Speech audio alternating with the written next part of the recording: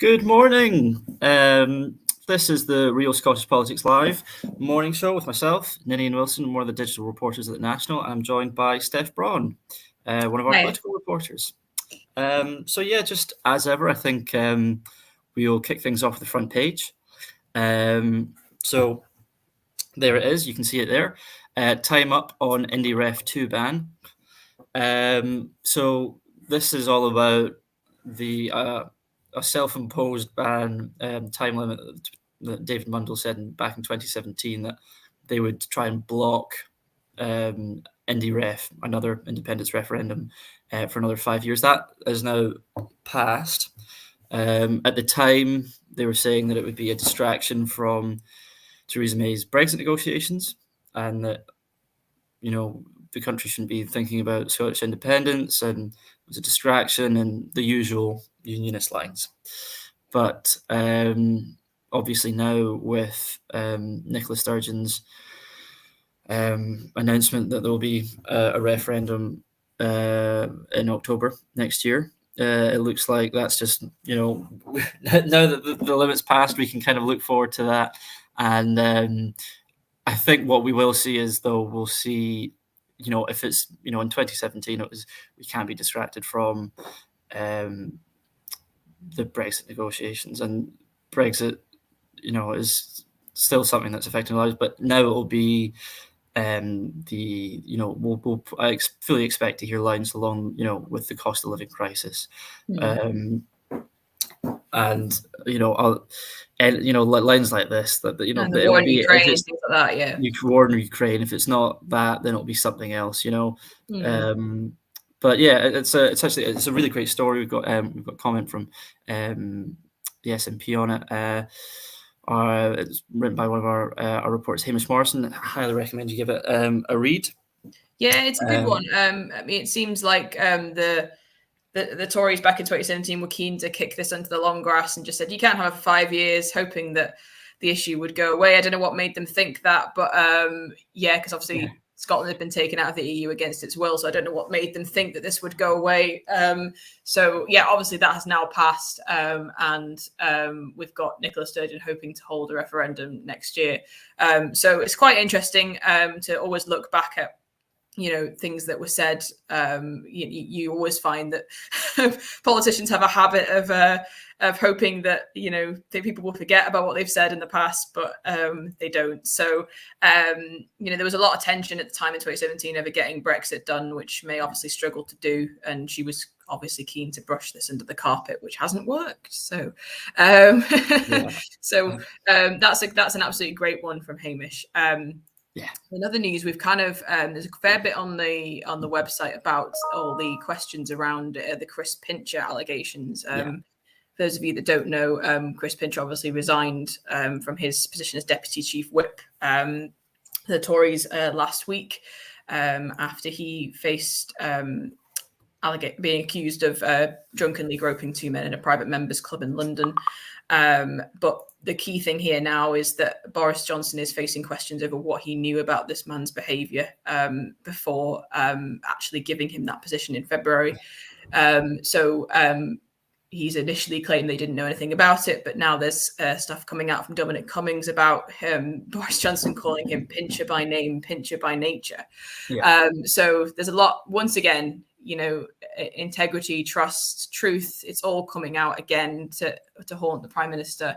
And there is still continuing talks about changing the rules of the 1922 committee to see if we can get another confidence vote, see if they can get another confidence vote in the Prime Minister. So it just seems like it's one thing on top of the other, doesn't it? As soon as he's come back from his trips away the last week, it seems like he's come back to yet another storm.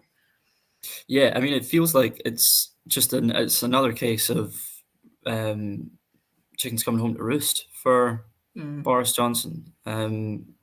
How Chris Pincher it's not the first time that he's been alleviated of a role in the Whip's office. It's impossible. I mean, how Boris Johnson can complain that he didn't know there were concerns is beyond me, because there were very high profile allegations made back in 2017 with Alex Story. and there's now more than a dozen allegations coming out against Chris Pincher. I think, there's quotes that rumors have been swirling around about Chris Pincher for a while. And there's a group, Tory Staffers for Change, that say that, rumors about, Chris Pincher were an open secret. So I don't understand. It's almost, if Boris Johnson didn't know about it, then it's amazing how little he knows about what is going on in his party. Yeah, that's really concerning, isn't it? He should be knowing about this stuff. There's actually it's just gone up on our website if you want to take a look, anybody. There's a rather interesting story with Neil Parish this morning, which does slightly link in because Chris Pincher was mentioned in this interview. He's appeared on Lorraine this morning, Neil Parish, and has done quite what is generally regarded as quite a cringeworthy interview. He's spoken about, obviously Neil Parish was the MP who resigned after being caught watching porn in the House of Commons. And he's spoken about that on Lorraine this morning, how things with him and his wife have been since that happened.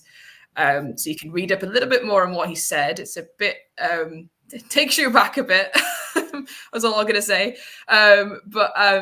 Yeah, he also obviously Lorraine kind of asked him about, how he feels about whether Boris Johnson sets a good example to his MPs.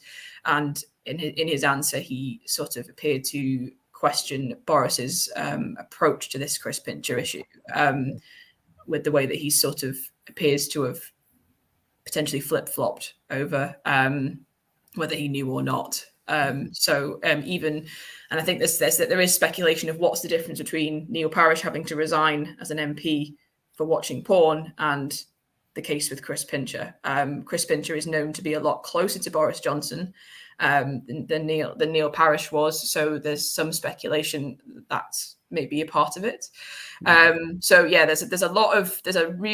real questions about, again, like these issues of trust and integrity and truth surrounding Boris Johnson and his government. So you can read up on that and give that interview a watch.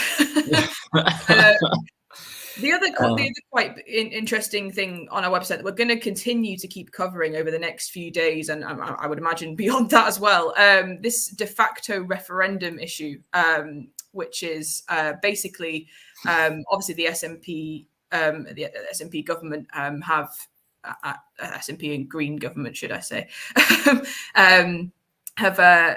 said that they want a referendum in October next year. But if for some reason that does not get through the Supreme Court, they have basically said that the next general election would act as a de facto referendum on independence. So Alex Salmond has come out and called for an election pact with the SNP and Greens, saying that the party should agree to stand a single yes candidate in each constituency in the event of this de facto referendum. So that's quite an interesting issue. It's an issue that we're really interested in the team, and we're hoping to keep digging into it. Do you have any thoughts on it, Ninian? I mean, it's not been completely clear, I don't think, what they mean by this sort of single issue manifesto that could happen if that's going to potentially happen if the Supreme Court rules that the Scottish Parliament can't hold a referendum without the UK government's permission, basically. Yeah, I think. I think the first thing is that the details need to be clarified. I think that's if you're a journalist, and that there's the opportunity to find out more. But I think. Personally, I think a referendum is preferable to a de facto referendum. But I will hold judgment on until I get more details, if I'm being totally honest. That's fair enough. Yeah, I think that we're going to, like I say, delve a bit more into this issue and see how different parties feel about it, outside of the SNP. There'll be plenty of stuff on that on our website, and you can keep up to date with everything else that's going on there. I think that's us for now, is it, Ninian? Just one quick thing. There's Anna Sarwar and Keir Starmer making speeches today at an event in London, and Anna Sarwar's he's going to demand. Well, it's been reported that he's going to demand that there be a legal duty of cooperation between the UK and Scottish governments. What that exactly entails in its detail remains to be seen. But it's sort of it suggests that that there's some kind of like he's trying to implement some new constitutional arrangement that would significantly impact devolution by what he's suggesting. It sounds kind of.